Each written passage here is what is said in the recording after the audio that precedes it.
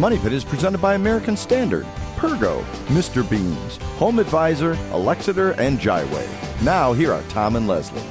Coast to coast and floorboards to shingles, this is the Money Pit Home Improvement Radio Show. I'm Tom Kreitler. And I'm Leslie Segretti. And we are super glad to be with you on this beautiful fall weekend. We hope that you are enjoying the beautiful fall weather. It's our favorite time of the year because we call it the Goldilocks season. Why? Well, it's not too hot, it's not too cold, it's just right? Just like the fairy tale, but it's just right in our case to take on just about any home improvement project that's on your to-do list, whether it's outside, inside, or anywhere in between. Coming up on today's program, if you're getting ready to cook up a storm this holiday season, having the right filtration system in your kitchen vent hood can keep both your kitchen and your lungs a lot cleaner. We're going to tell you how to improve the air quality and do just that just ahead. Plus, daylight saving time ends this weekend, which means it's a lot darker around your house. We're going to have tips on how you can add bright ceiling lights wherever they're needed, but without having to run all that new wiring. Plus, Leslie, what do you think is the most dreaded thing to clean in any house? Ugh, it's probably the toilet,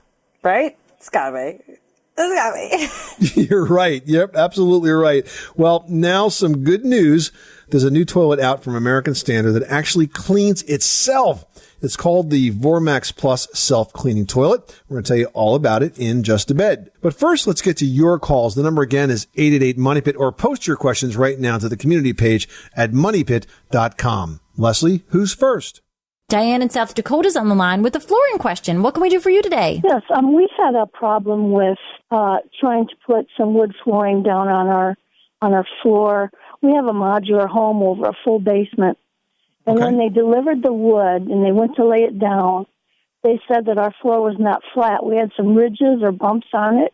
Yep. And that they could not put the flooring on because it would pop up and wouldn't hold. Okay. And I'm just wondering if there's any way to rectify that. So what type of subfloor do you have that they were trying to put this new flooring on top of? Is it plywood? It's plywood, yes. Yeah, sure. A good flooring installer would know this, so I'm surprised they didn't tell you what had to happen. But there's a couple of things you can do. There's a carpentry solution, and a carpentry solution may involve, it depends on how far out of whack it is. I mean, they're right. These new flooring products, they have a certain range that they're designed to work within, and if your floor is out of level above that range, then certainly you could have adhesion problems. So there's the carpentry solution might involve working on the floor joists to actually get them to lay down. Sometimes you get a joist that is crowned and sort of rises up. There is actually a way to go into the basement, cut that beam in half, put a new solid beam next to it, and bring it down. And that will help it lay down and eliminate that bump. So that's a carpentry solution. And the other solution you could use is to apply what's called a floor leveling compound. Now, this is a liquid, very thick compound that gets poured onto the floor, and then it's self-leveling. It'll level, and it'll keep everything nice and flat. And that takes up the dips and the rises in that floor and gives you a very flat surface to work on. Probably not a do-it-yourself project, something I would have somebody do that has some experience with it because it's got to be done right. Then once that dries, the new floor can be laid right on top of it. So there's a carpentry solution, and then there's the floor leveling compound, which is designed exactly for situations like this. Okay, I actually think that we'd probably have to go the carpenter route because I asked them about that product. I said, isn't there some kind of a leveling product that you could pour on the floor, and they said it wouldn't work in this situation. Okay, well, I'm not sure why. They probably should be giving you more information on that. And sometimes when a contractor says it won't work, what they mean to say, that's what comes out of their mouth. But what they're saying is, I really don't want to do it. Okay. Maybe they didn't want to do it. Don't take that to heart. It may be that it can, in fact, be done. You just don't have the right person involved yet, okay? Well, thank you very much. I appreciate your calling me back. Yep, good luck. Thanks so much for calling us at 888-MONEY-PIT. Heading to Minnesota where it's super chilly. Larry, what is going on with the concrete at your money pit? No cracks. The only cracks I got is in the gutter on the concrete brick wall that goes for the foundation of the house. So the only cracks are in the foundation wall. Is this a block wall or a brick wall? It's a block wall, 8 by 12. And your question is, can you paint it? And I paint the butter on there to keep the water from turning to concrete. You know what comes after paint, Larry? Repaint. So probably not the best approach. If you want to try to stop water infiltration, I would recommend a couple of things. First of all, you want to use a silicone-based masonry sealer. Silicone is important because these products are vapor permeable, especially in the cold climate of Minnesota. You don't want to seal in moisture that will invariably get into that block wall because it will freeze and start to spall or chip off some of that surface and it'll deteriorate. It won't look very good. So you want to use a silicone sealer.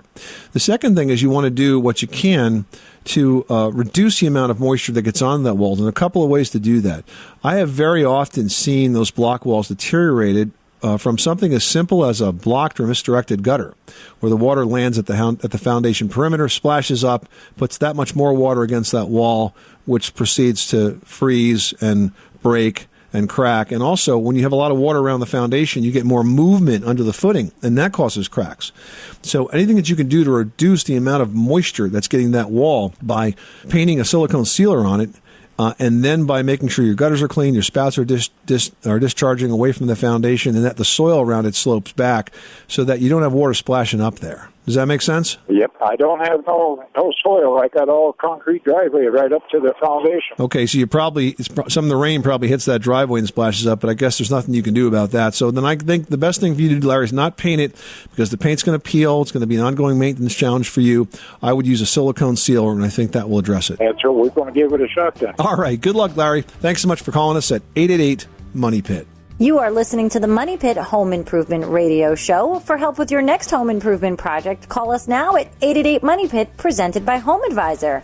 You can get matched with background-checked home service pros in your area and compare prices, read verified reviews, and book appointments online, all for free. No matter the type of job, Home Advisor makes it fast and easy to hire a pro you can trust. Still ahead, is your family planning to tap your house as entertainment central for the holidays this year? Well, Thanksgiving is right around the corner, but before you get cooking, you ought to be taking a look at the filter in the vent hood over your stove. I'll tell you why after this. You live in a money pit.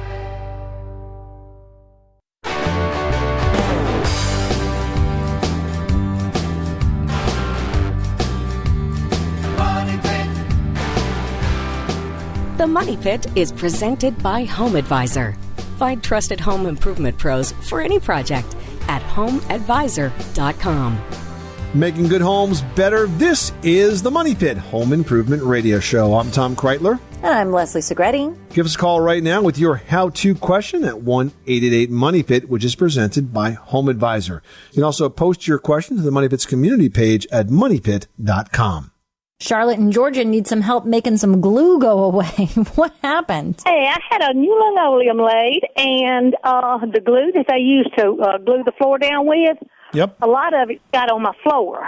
And Oh, boy. I've been using a knife to scrape it off, but I didn't really want to hurt my linoleum, and I was just wondering if there's any kind of product that I can use to get that glue up. Wow, that's tricky because I would be concerned. I mean, there are flooring adhesive removers specifically designed for that type of adhesive, but I would be concerned about its impact on the floor. So I would tell you to search for a flooring adhesive remover, and then I would tell you to use it very carefully and watch for any color changes in the flooring. Perhaps even if you have an extra scrap piece of that vinyl, that would be perfect. You can try it out on that, but we want to make sure that it doesn't damage the vinyl in any way, shape, or form. That sounds good. All right, Charlotte, good luck. Thanks so much for calling us at 888-MONEY-PIT.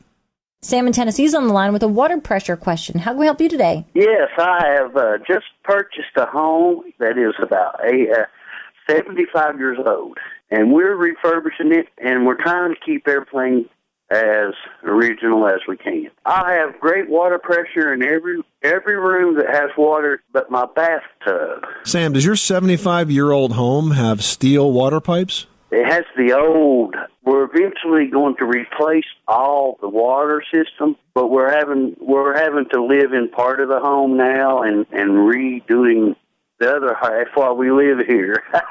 If you have the original steel water pipes in a 75-year-old home, they are absolutely going to suffer from interior rusting. What happens with steel is it rusts and expands inward, so it kind of clogs like an artery, so to speak. And the older it is, the more that can occur. It's possible that you may have a bad pipe on the way to that tub, and that's why you have such a slow fill out of that. The other possible issue is the valve itself that's feeding water. In that same bathroom, I presume you have a sink and a toilet. Do you notice any water pressure problems with those appliances? No, sir. We have, like I said, great pressure everywhere except for that one spigot. And it's the hot and cold runs into one. Well, I mean, the other thing it could be is it also could be a bad faucet on that tub. But if the pressure is pretty good everywhere else, it's not likely to be rusted just at the bathroom at the one fixture itself. So I would suggest that maybe you want to replace that set of tub valves because it's probably obstructing there. Right. Well, actually, it's got the old-timey butterfly controls on it. We was really wanting to keep it. But you can find those valves today. There's a lot of sources of antique plumbing, and some of the new fixtures and faucets are designed to basically be used in a retrofit situation like that. So you can find modern versions that look old. Yes, sir. Thank you. Sam, thanks so much for calling us at 888-MONEY-PIT. Have a great day. Well, if you're playing host for Thanksgiving or the holidays that follow, you might want to make sure that your stove's range hood is up to the task.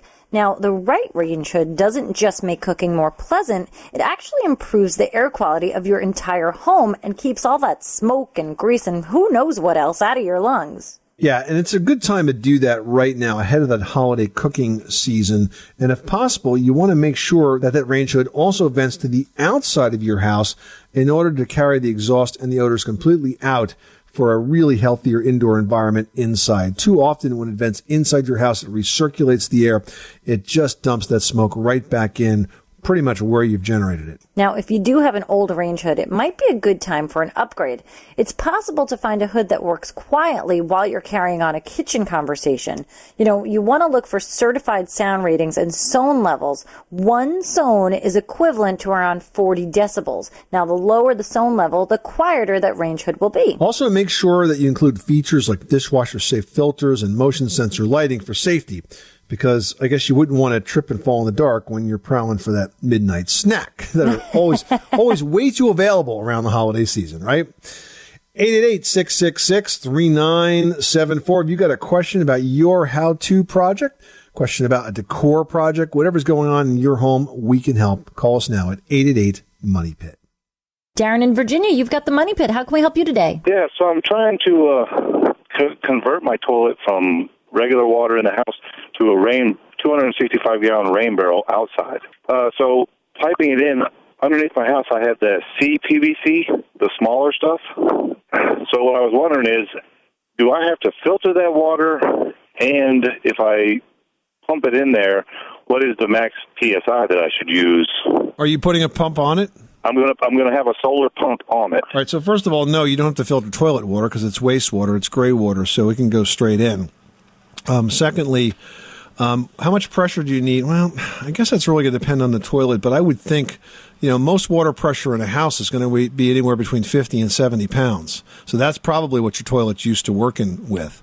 And thirdly, you want to make sure, I know it's a great thing that you're doing, trying to use rainwater for all this, but let's not forget the obvious. Make sure your toilet itself is efficient. The toilets today can use as little as about 1.3 gallons of water per flush. So if you have an older toilet, you might want to upgrade it so you need even less water for the flushing mechanism. All right. Well, that's something to think about also. What other green upgrades are you making to the house? This actually all started with I put in a drinking system for my pigs. Okay. Oh, you got a farm there? Or? I have a farm. I have a small farm in Damascus, Virginia, and we piped in the stalls drinking nipples for the pigs because they kept spilling all their water. So now they are totally self-sufficient. They have a solar-powered pump at 40 PSI going to these nipples, and it's coming off of their roof into a rain barrel that feeds it. Wow! So this is a natural extension of that, and if it's good enough for the pigs, I guess it's going to be good enough for your home plumbing system as well. Yeah. I definitely want to try to do as much as I can with Mother Nature before I have to depend on somebody else. All right. Well, it makes a lot of sense, Darren. Good luck with that project. Thanks so much for calling us at 888-MONEY-PIT. Kathy in Texas, you've got the Money Pit. What can we do for you today? Hi, I have a exterior basement window, that I need to try to waterproof some way. The house was built in about 1924, and landscaping and surrounding drainage problems have been an issue in the past, but we need to try to somehow waterproof the exterior window for the basement so we don't get water in there from outside. So is this window above grade or is it below grade? It's right at grade. It's right at grade. So the bottom of it is kind of level with grade. Do you have a window well around it? No. And the water that you're getting in there, is it leaking through the window as if the window is bad, or is it leaking through the wall? No, it's coming in through the window. So basically you just have a leaky window. The fact that it happens to be above your basement is not really relevant here because it could be leaking no matter where it was in the house.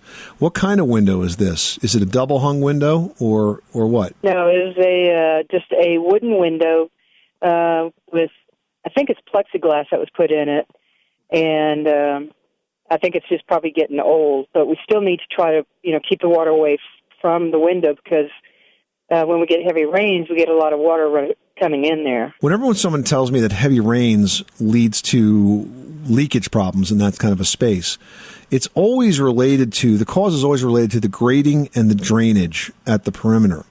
And the two ways that are most common to address that is first, to get a good, careful, honest look at your gutter system, because many folks have gutters that are undersized, they don't have enough downspouts, or most importantly, they often have the downspouts discharged right at the corner of the foundation, and they don't run that spout out 4 to 6 feet.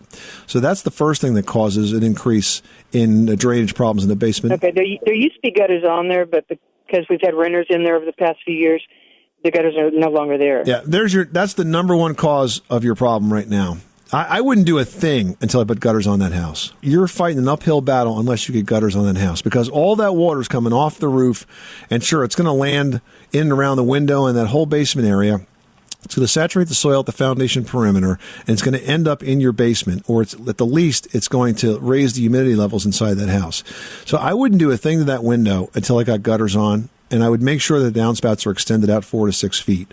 It's really critical, and a lot of folks think it's just to kind of keep water off your head when you're going in and out of your house. It's not. Gutters have a very important structural purpose, and that is to keep that water away from the foundation. So that's what I would do, Kathy, and I think you're going to see a big improvement after that. Okay, sounds great. Good luck. Thanks so much for calling us at 888-MONEY-PIT. Nelson in Delaware, you've got the Money Pit. What's going on? Well, I have asphalt paving, actually about 2,200 square feet of it. Wow, okay. And I just had it put in 6 weeks ago. Okay. And my question is, seal coating, do I use a water base or an oil base? If it's only 6 weeks old, it sounds like it's a little early for you to be seal coating it. It might be that you want to go ahead and just let this go until next year and give it a seal coating either in the spring or the fall then. And at that point, I think the formulations on these have evolved to the point where you can do a really nice job with the latex-based product.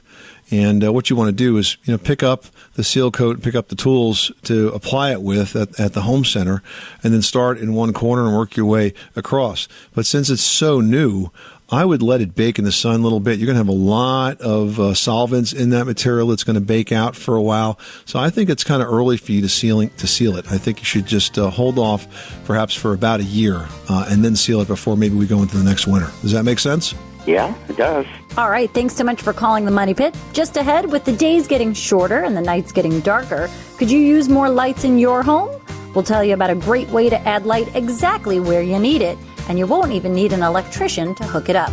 That's coming up next. 888 Money Pit.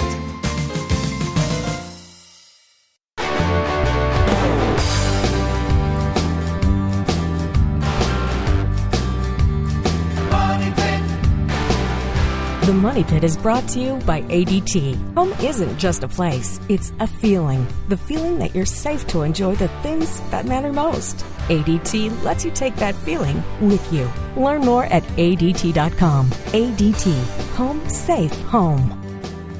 Making good homes better. This is the Money Pit Home Improvement Radio Show. I'm Tom Kreitler. And I'm Leslie Segretti. Going on right now at MoneyPit.com is the Weekend Warrior Sweepstakes. Have you entered? What are you waiting for? You can enter once a day and share the sweeps with friends. You could win from $4,500 in tools direct from the Home Depot. It's online right now at MoneyPit.com. Yeah, those are some really awesome prizes. So, guys, get to it and enter right now.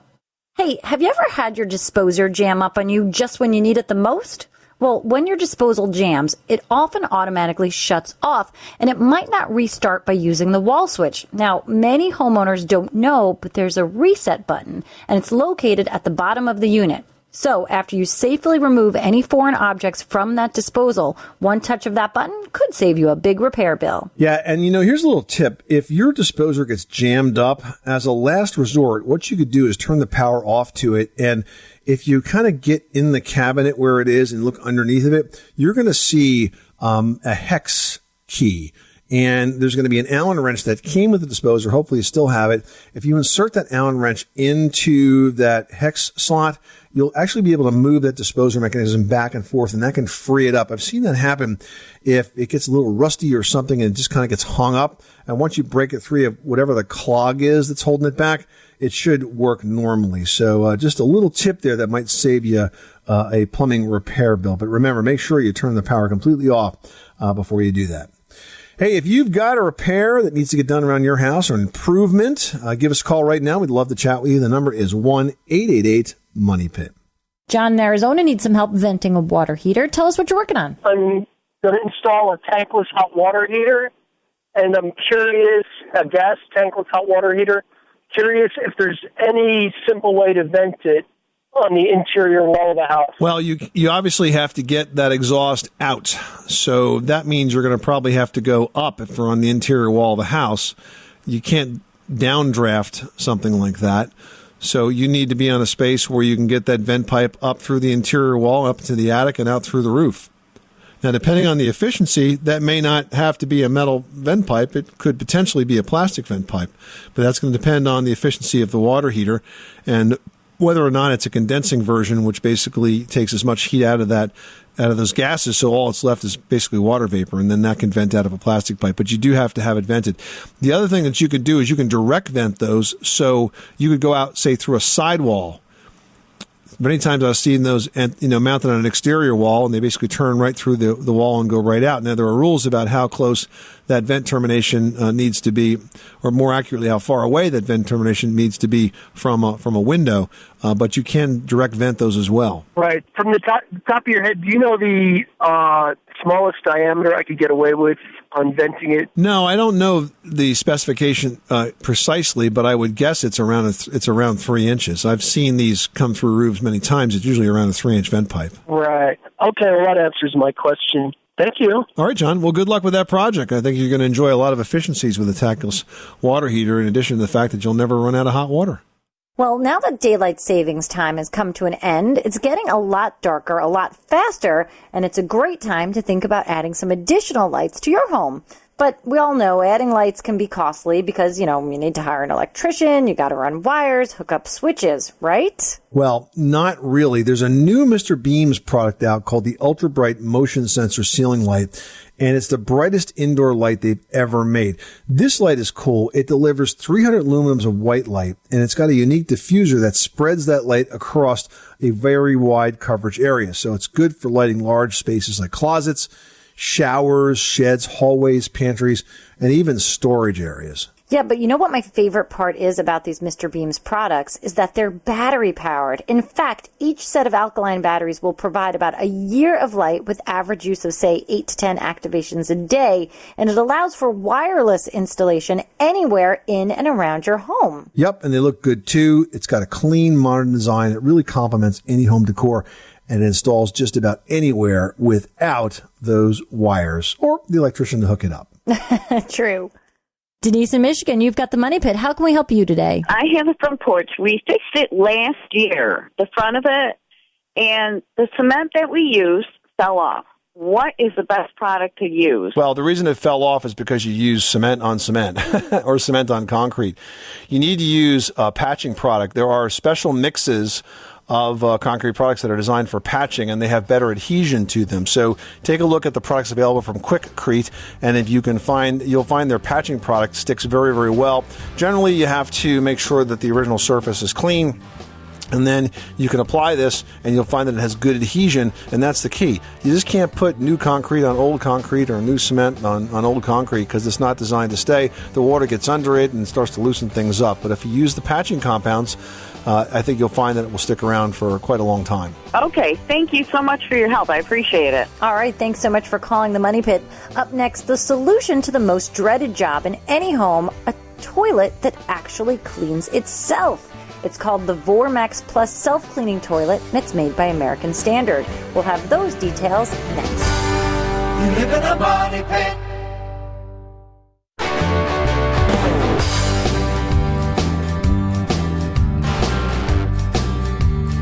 Money Pit. The Money Pit is presented by Home Advisor. Find trusted home improvement pros for any project at homeadvisor.com. Making good homes better. This is the Money Pit Home Improvement Radio Show. I'm Tom Kreitler. And I'm Leslie Segretti. Pick up the phone, call in your home repair or home improvement question right now at 1-888-MONEY-PIT, presented by Home Advisor. Hey, right now on MoneyPit.com, we're running the Weekend Warrior Sweepstakes. If you've not entered, what are you waiting for? You could win some of the $4,500 worth of tools we're giving away from our friends at the Home Depot. Now, we've talked about the big prizes, the ones from Milwaukee, but you know what? There's a lot of smaller prizes too. I mean, there's a lot of ways to win. And one I want to focus on right now is this Ryobi 18-volt 1+ drill driver. This is a combo kit that is awesome. It's perfect for all sorts of jobs around your house. And I've got 10 of those to give away. We've also got some Husky mobile workbenches to give away, 2 of those, and 2 sets of the 268-piece Husky Mechanics tool sets. You know, Leslie, that's like a tool for everything you ever need, right? Whether you're working on your car or your house, you're going to find it. It's going to be like your go-to toolkit for pretty much any project. You're going to find pieces in there that you didn't even know you needed or had need for, but you'll find something to do with them. Truly, it's like every time I go into one of the mechanics tool sets from Husky, you know, it's when I'm like working on the kids' bikes or fixing up the play set in the backyard, like all random things that you wouldn't think would work with a mechanics tool set, right? Yep, and you can enter now at MoneyPit.com, and you can even increase your chances of winning by entering once a day and then sharing the sweeps with your friends. Online right now, the Weekend Warrior Sweepstakes at MoneyPit.com. Alan in Georgia's on the line with a roach question. You've already given me the creepy crawlies. What's going on at your Money Pit? I'm having to have a forced move. Okay. As of like 8 days ago. And so now I'm going into this other house, and it is just crawling with both American and German cockroaches. And you can understand them because of their accent? That's how you know. The bug man came in and sprayed, but I was not here, so I don't know where he sprayed. Well, I mean, I think at this point you have to trust that he knows what he's doing and see if he can get this under control. I mean, from an extermination perspective, whatever he's going to apply is going to kill both of them. I mean, the American cockroaches are bigger than the German ones, but they're still, you know, pretty nasty. And, you know, generally the advice on dealing with these things is to keep a clean house, I mean, a really clean house, and then to use baits and gels and powder insecticides. And you're better off having the professional do that because, frankly, they can get their hands on the stronger stuff that you can't. And they know where to put it. They know how much to apply, and hopefully it'll do the job of getting these things under control and completely eliminating them. And then perhaps when you move into this house, that plus improved hygiene, because it sounds like the last occupant was pretty sloppy and may have left food around or had leaks in their plumbing, things that can sustain these insect populations, that's not going to happen again. So I think you did the right thing, and it's just going to take a while for them to go away. Okay, would it do any good to, like, bomb behind it, or will that... No. I wouldn't get involved in that. And I can't tell you how many times we read stories about those bug bombs blowing up houses. Because there's a lot of people out there that think if one of those bug bombs is good, using 8 is better. It usually ends up with blowing out the front wall of the house or worse. So, yeah, I wouldn't do that. No, I would just trust the professional. Let's just assume that the guy put the right material in. And listen, if you got questions, call the company up. Ask them what they did, what they used. They should be at least leaving you information on what products they put in, and find out if there's a guarantee. If you see any more roaches, you know, should you call them, and how long should you wait to make that call? Because it might take a couple of days for these things to settle down. All righty. Well, I appreciate y'all. All right, good luck. Thanks so much for calling us at 888-MONEY-PIT. Well, we love highlighting new products here at the Money Pit, and this one, I've got to say, I'm particularly stoked about because it takes away one of the most dreaded jobs in any house. You guys, it's cleaning the toilet. Nobody likes to do that. Now, it's called the VorMax Plus toilet, and it basically delivers the cleanest, freshest flush ever imagined. Yep, it's a self-cleaning toilet that basically is designed to freshen with every flush. The way it works is that there are VorMax jets that are up under the rim that blast away the grime with every flush. But it gets even better, Leslie, because the VorMax jetted scrub, it's actually combined with what's called the VorMax Plus Fresh Infuser.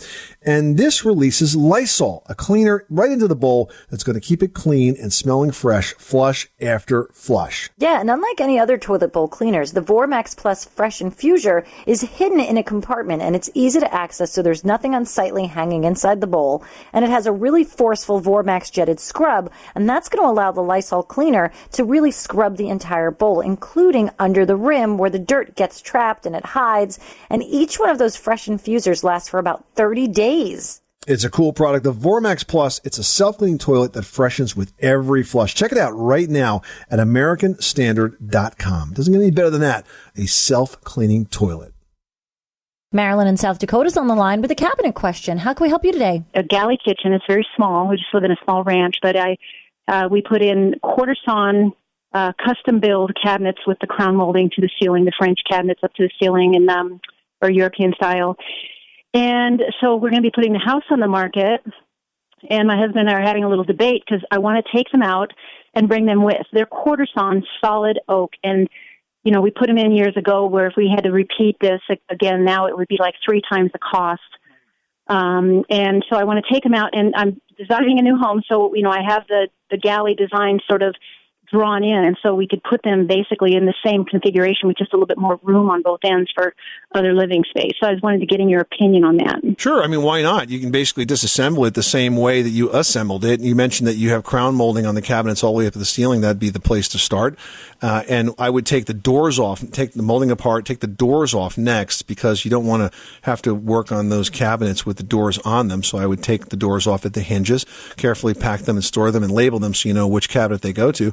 And then just start taking the boxes apart. Start with the wall cabinets and work your way down to the base cabinets. And, the difficulty of the project is going to be, totally based on how they put it together the first time. But hopefully you can get everything apart pretty quickly with just some, very gentle prying off of the molding and with removing of those cabinets the same way they were assembled. They were probably screwed into the wall. You should be good to go. I would be careful that the wall cabinets are usually also screwed together. And so you may have to pull out more fasteners than you expect, but I certainly don't see any reason you can't disassemble them, especially given the fact that they're good quality cabinets and that you feel like there's a place for them in the new home. I've been wanting to kind of call about this, but we weren't sure until we found out for sure we were going to be moving. All right, well, it sounds like we've got a plan. Thanks so much for calling us at 888-MONEY-PIT. Well, the floor is one of the largest blank surfaces in your home, and it deserves as much, if not more, attention than any other surface. We'll have tips next. You live in a money pit.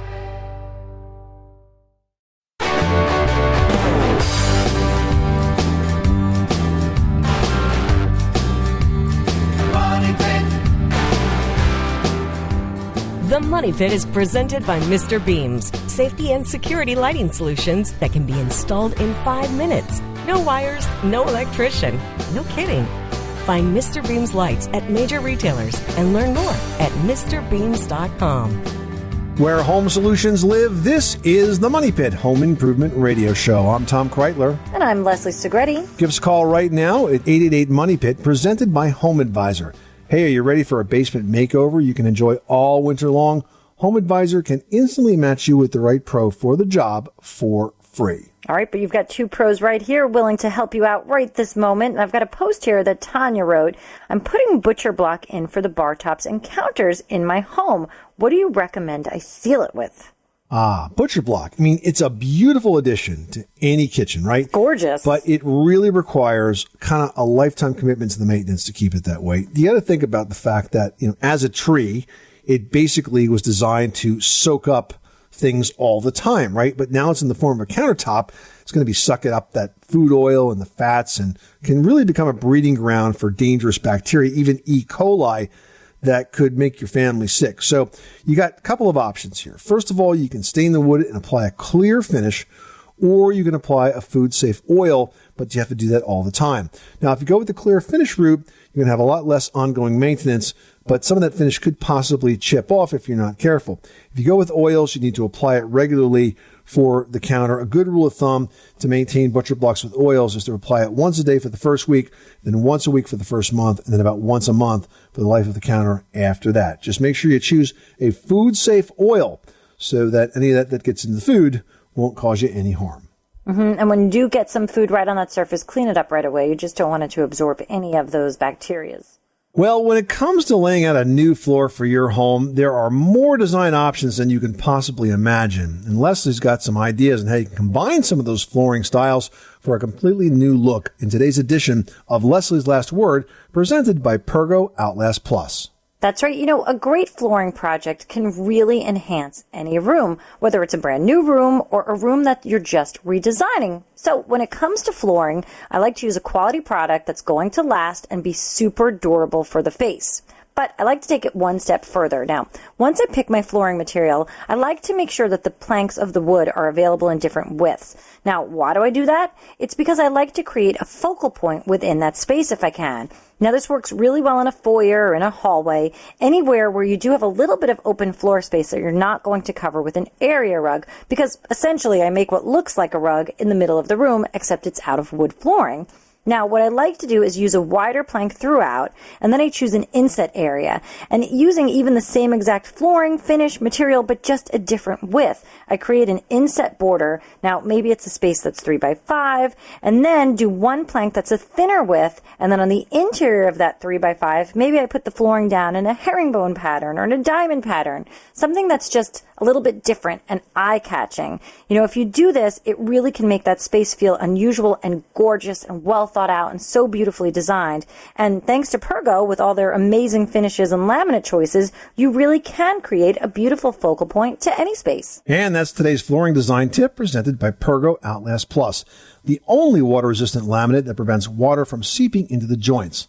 Unlike other water-resistant laminates that let water pass through the joints and causes edges to swell, Pergo's Spill Protect 24 technology creates a watertight surface so spills can be wiped up or simply evaporate over time. Plus, Pergo's superior design with deep textures and high-definition printing create an incredibly realistic look.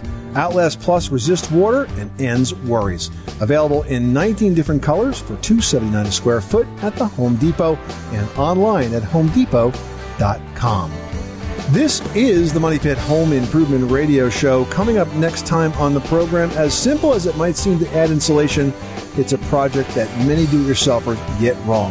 We'll have tips to make sure you can get it right on the next edition of The Money Pit. I'm Tom Kreitler. And I'm Leslie Segretti. Remember, you can do it yourself, but you don't have to do it alone. You live in a money pit.